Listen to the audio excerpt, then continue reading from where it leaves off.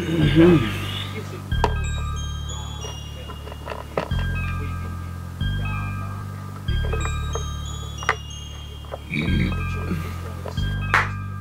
going on, everybody? My name is Ray and I'm the artist behind Shreddinkk. Today is Halloween and I'm stuck in my room deciding what to draw. Something spooky. I have no fucking idea. Something that would be really fun to express in a video.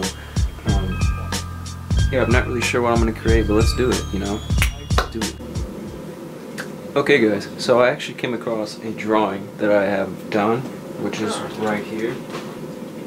And I think at the time when I was doing this, it kind of reminded me of like a vampire. So I think this illustration, which I think you can see, now I'll have a screen on the computer, where I'm going to turn this sketch into a digital painting.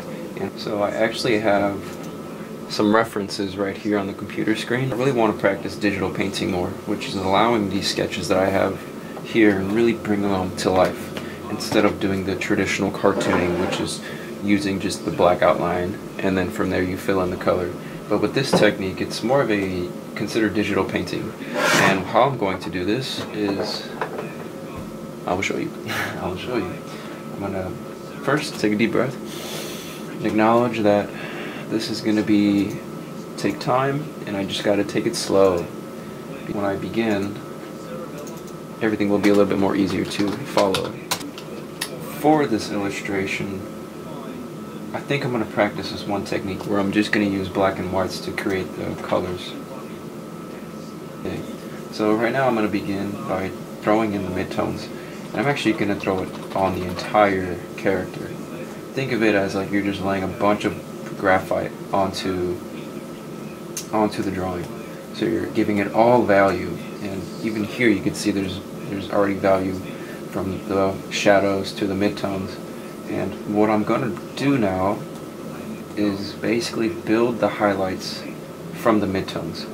And before I really begin doing all the highlights, I'm going to really put in the midtones and then work my way to the lighter light colors, and as well as a smaller brush. And so as you see right here, when I was doing the entire thing, I have a really big brush, so it allows me to just cover easier.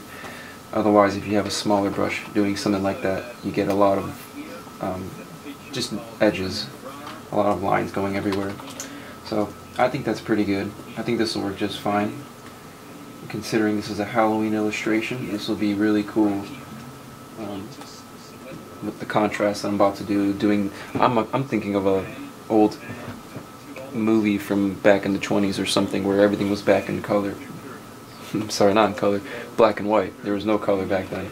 So, as you see here, I'm going to choose a mid-gray, the mid-tone, and I'm going to just start throwing it in where I would assume the light is hitting.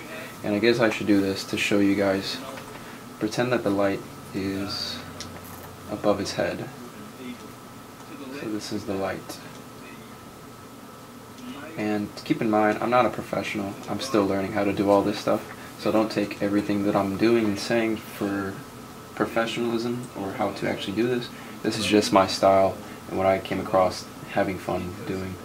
Instead of using colors, I used to do this stuff with color, and it's just a lot of back and forth. And with this technique that I came across, where you're just using just the blacks and whites, it really helps you build value and contrast. And like I said, I'm still learning, so if you have any suggestions or comments or advice, feel free to leave a comment below. But otherwise, I'm going to go ahead and begin this, and I'll see how far I can go with the midtones.